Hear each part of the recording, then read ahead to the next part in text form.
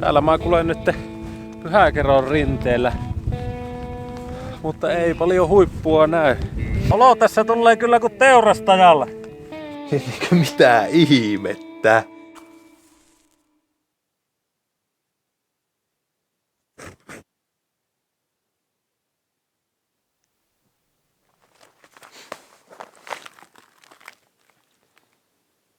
No niin, missäs nyt ollaan? Joo, minä yritän tässä päästä tuonne Hettapallas vaellusreitille. Kello on kohta 9:30. Tästähän kun Hetasta lähtee, niin siinä on mahdollisuus venekyydillä mennä tuon Ounasjärven yli ja päästä suoraan tuonne vaellusreitille, mutta minä tähän kelloaikaan niin lähdin täältä Soratietä pitkin muutaman kilometrin ja lähdin nyt tekemään tämmöstä oikoreittiä. Täällä ollaan keskellä pimiää mehtää jälleen. Tai jos sitä tämän päivän puolella pääsee tuonne autiotuvalle, niin pääsee sitten kunnolla aloittaa huomenna tämän reissun. Syksy on tullut ja ruskaa minä olen tässä lähdössä katsomaan. Jännä nähdä miltä se huomenna maalimaa näyttää sitten. Nyt tuun jollekin suolle ainakin tässä.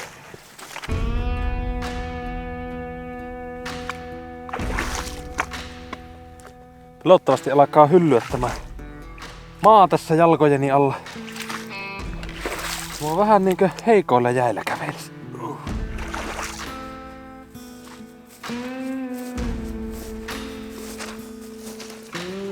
No niin, oiskohan se taas se meikä perinteinen oikoreitti siinä. Säästikö se aikaa? No, siitä voidaan käydä keskusteluja. Oliko reitti hauska? Mikä tuolla rymisee? Joku rysähteli tuossa viereisessä metässä. Joo, heti kun kuuluu metästä rasahtelua, niin kroppa herää pikkusen eri tavalla tähän maailmaan. Joo, tuntee kuinka karvat nousee selässä pystyyn. Tulee semmonen tunne, niin kuin joku seuraisi mua täällä. No, se ei ollut mitään vaarallista.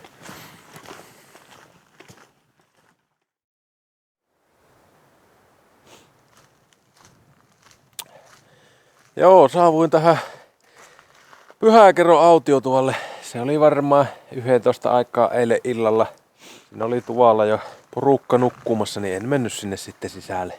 Vaikka siis autiotuvissahan lähtökohtaisesti on se sääntö, että siellä on aina paikka sille, joka niin viimeisenä tulee ja joka sitä eniten tarvitsee. Mutta ajattelin, että kaikki nukkuu paremmin, kun minä en mene sinne kolistelemaan enää. Levitin sitten alusta ja makkupussin tähän raikkaaseen ulkoilmaan. Mutta nyt sitten niin pitäisi sinne Pallakselle päästä.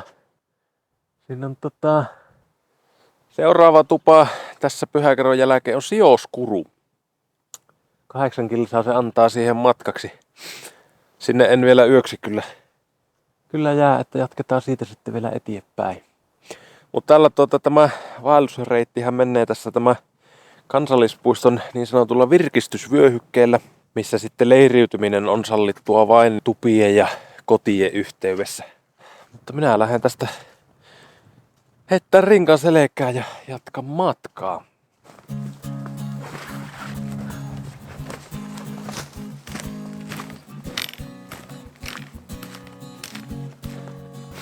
Tämä Hettapallashan on yksi Suomen kaikkein suosituimpia vaellusreittejä. Enkä ihmettele miksi. Siis jos pitäisi suositella aloittelijaystävällistä reittiä, missä maisemat on ihan niinkö huippuluokkaa, niin kyllä se on tässä. Mielenkiintoista kyllä lähteä pitkästä aikaa itsekin tämmöiselle varsinaiselle vaellusreitille. Se vaan, että tällä reitillä ei sillä niinkö kalapaikkoja ole. Niin no, nyt on aikaa sitten kävellä. Ei tarvi mihinkään turhuuksiin käyttää tuota kallisarvoista aikaa. Mutta oikeasti hauskaa tulee olemaan.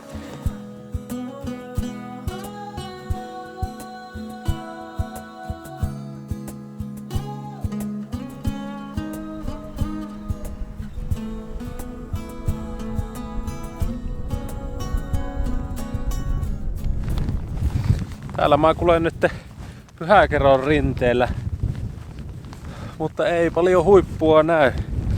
Tää on aivan pilivesä nyt. Ja en tiedä, jos olette kuullut joskus semmosen vanhan kuluneen sanonnan, niin huipulla tuulee. Sekinhän tässä reitissä on hyvä, että melko sankka keli saa olla, että tämä reiti hävittää. No, kerran on kyllä yksi syksy ollut semmosessa säässä, että ei näkynyt polkua, ei näkynyt seuraavaa reittimerkkiä.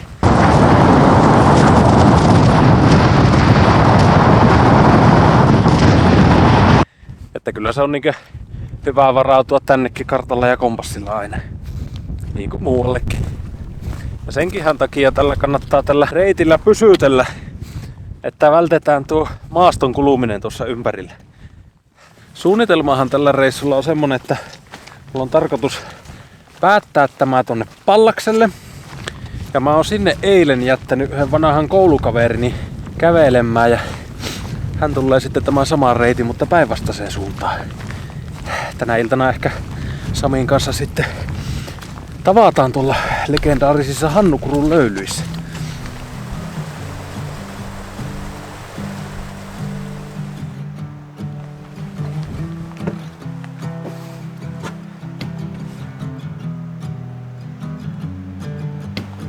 Lounaspaikka.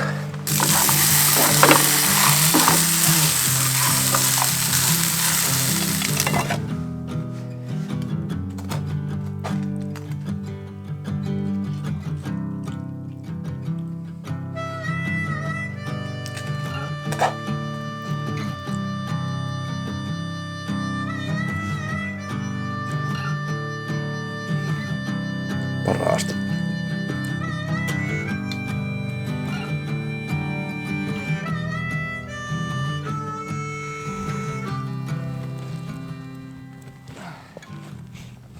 Tämä hieman yltyvä vesisaje on kyllä nyt erinomainen tilaisuus testata yhtä mun uutta vaellusvarustetta.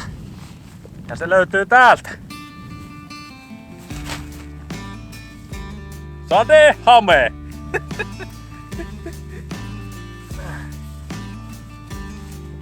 Joo, olo tässä tulee kyllä kuin teurastajalla. Ja tämä vielä sattuu olemaan sen verran suosittu vaellusreitti, että tässä saattaa vielä joku vaikka kävellä vastaan ja nähdä tämän.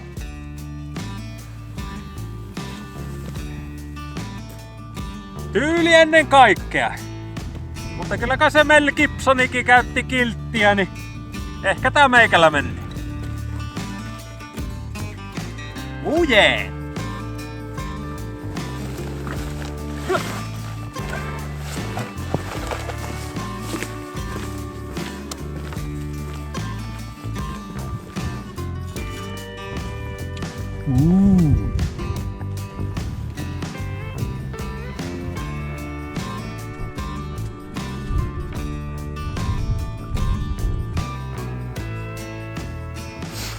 No niin, Hannukurussa ollaan taas.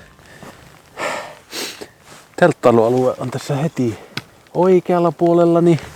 Ja sitten tuonne tulee sauna, mutta siellä taitaa olla naisten vuoro menossa, niin en mene näyttää lähempää nyt. Autiotuvalla on kuulemma melko paljon väkkeä, niin mä luulen, että mä pystytään vaan teltan suoraan tähän. Se on sitten aika lähellä tuota saunaakin heti.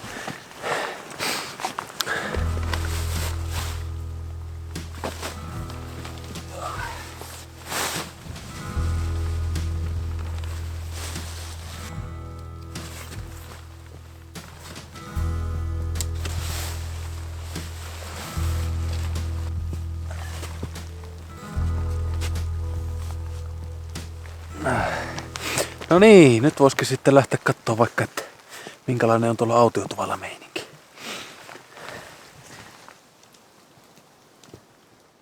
Jaa, se on Samppa saapunut tänne. Miten se on mennyt?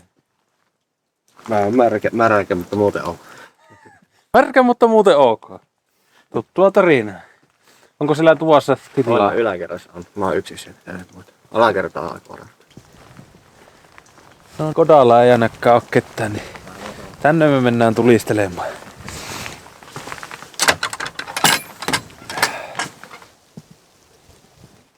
Joo, enpä oo täällä Kodassa ennen käynytkään.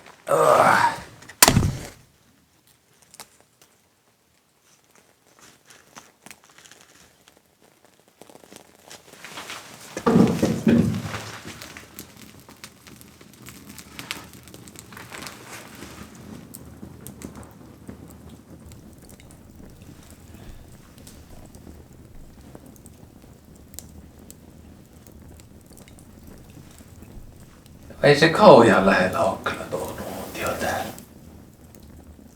Ei kyllä.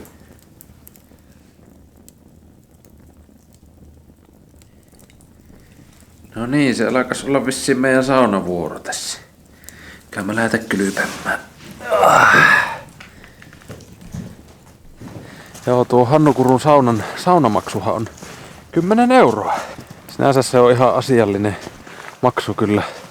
Tuo ei nimittäin tuo polttopuun kuskaaminen tänne on mitään ilmasta. Siinä ei taida 10 euroa paljon painaa.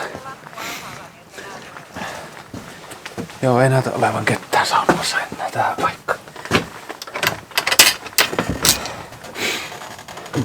Kameraa minä en ehkä vie tuonne sisälle.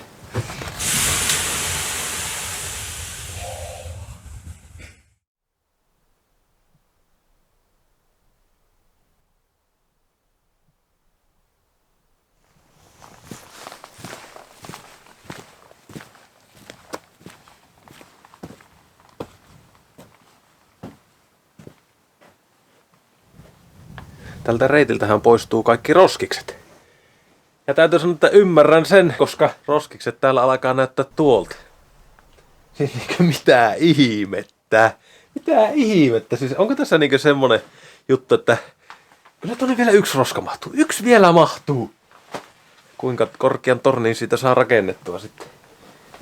Sinne ne leviää sitten. Ei oo kauhean kiva. Mä luulen, että se on varmaan vähän sillä, että tuolla niinkö sivilisaation parissa niin ihmiset tottuu siihen, että ne roskikset tyhjennee vähän niin kuin itsestään. Mutta tältä korvesta niin se on pikkusen isompi vaiva, niin lähteä näitä tyhjäämään. Silläpä ne ehtii täyttyäkin näin. En tiedä teistä, mutta minusta ainakin olisi ihan fiksua, jos me kaikki tuotais vähintään ne omat roskamme täältä pois. Säästyisi sitten ainakin resursseja vähän tärkeämpiin asioihin. Minäkin mielellään vähäiset maksamani verorahat käyttäisin johonkin muuhun, vaikka polttopuuhuoltoon ja reittien kunnostukseen.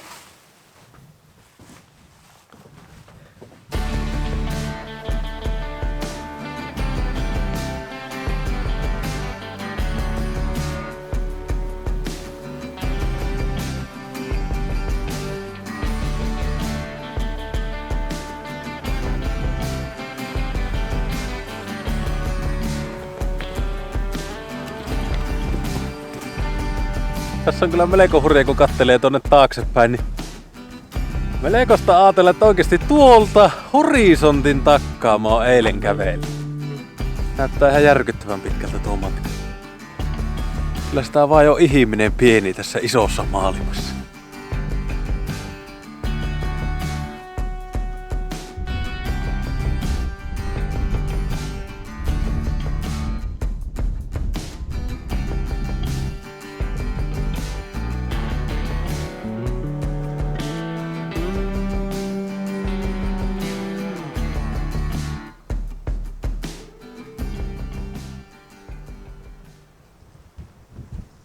No niin, eiköhän tämä päivä ollut tässä.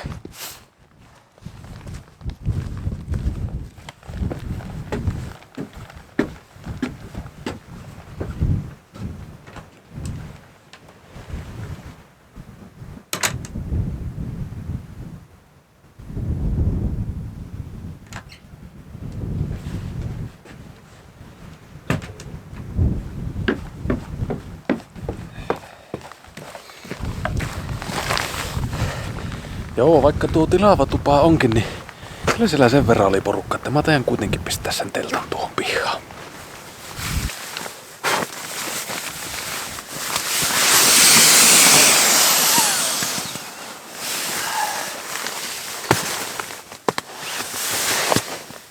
Joo, tämä on kyllä hauska, että tää mun teltta, niin tämähän on 2 hengen malli. En minä tiedä, kuka tänne mun kanssa mahtuisi. Kuka tänne mun kanssa edes haluaisi.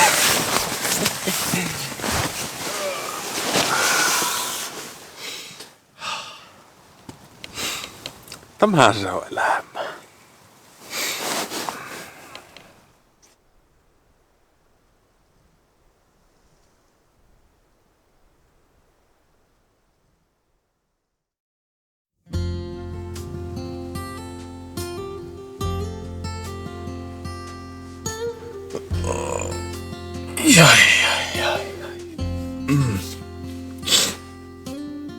Joo, se olisikin tänään sitten eessä se viimeinen rykäisy tonne Pallastuntureille.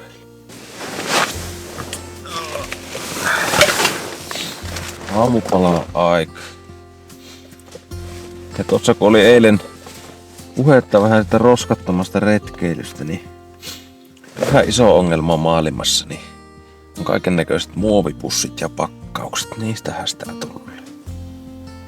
Mullakin tässä silloin ekoilla vaelluksilla niin oli tapana kuskata kaikki ruokani semmoisen ihan tavallisessa kaupan muovikasseissa. Eihän ne nekään kovin montaa reissua kestä. Ja sitten se oli hauska, mulla oli semmonen valkoinen muovipussi, missä oli joulupukin kuva. Ja sitten jotenkin kummasti se joulupukki siitä syöpy sinne rinkan kankaisiin ja siitä jäi vaan semmonen punainen läiskä. Joo. No, mulla on ollut pitkään semmonen periaate, että mä viimeiseen asti vältän muovipussien ostamista. Niitä kyllä aina löytää ja voi uudelleen käyttää. Ja salaatin on pakannut tämmöseen vanhaan leipäpussiin. Tässäkään pussissa mulla ei oo purkkaa, vaan täältä löytyy härkäpapun rouhetta. Ihan yhtä hyvin toimii kuin nuo perinteiset minikrippipussit.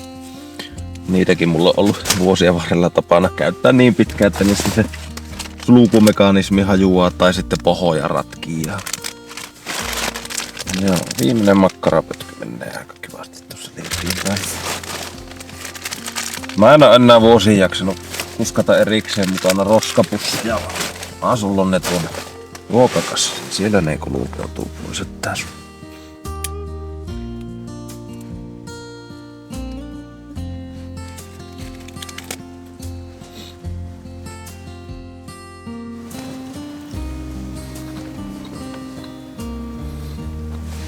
Ja sitten jos teilläkin on hyviä vinkkejä, että miten tätä jätteen määrää täällä vähennetään, niin jättäkääpä tuohon alas kommenttia. Olisi ihan mukava lukea uusia vinkkejä.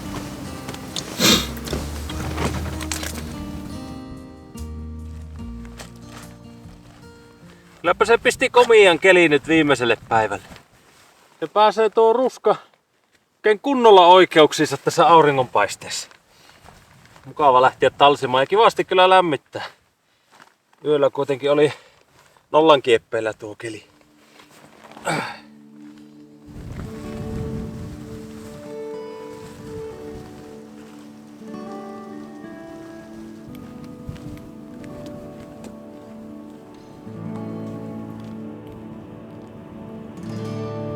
Nyt on edessä sitten viimeinen nousu yli Pallastunturiin.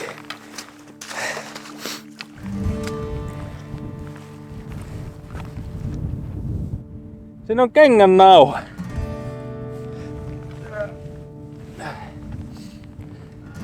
Hauska mielessä kuvitella se tilanne, kun tämä kengännauha on päättänyt lähteä luikertelleen karkuun ja joku lompsii tuolla ilman nauhoja. Viiäpä pois.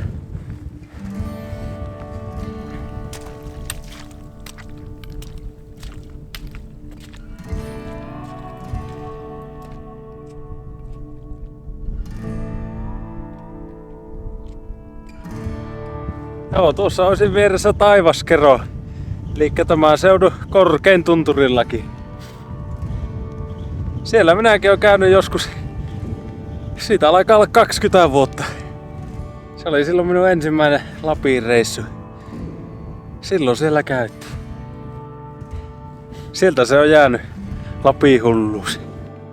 Ja on kyllä hienoa nähdä iloisia lapsiperheitä kiipeämässä tänne tunturiin. Niin se pitää ollakin. Sillä se on mekin joskus aikanaan tänne kiivetty. Ja kiitoksia vaan omille vanhemmille ja kummitätin perheelle, että täällä on aikoinaan käyty. Ja ei kai näissä maisemissa oikeasti voi muuta kuin hymyillä.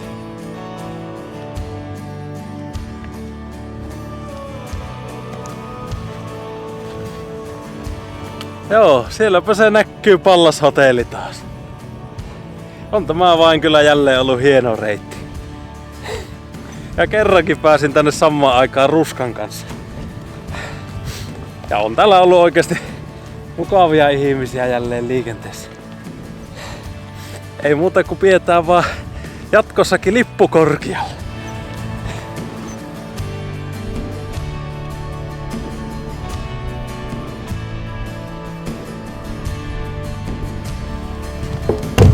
Oho, nyt meinasi kamera lähti. Nyt se lähtee oikeasti. Ja nyt apua. On hazardit paikat mieleen. Joo, kyllä se vain niin on, että tyyli ennen kaikkea. Ihan tunturissakin.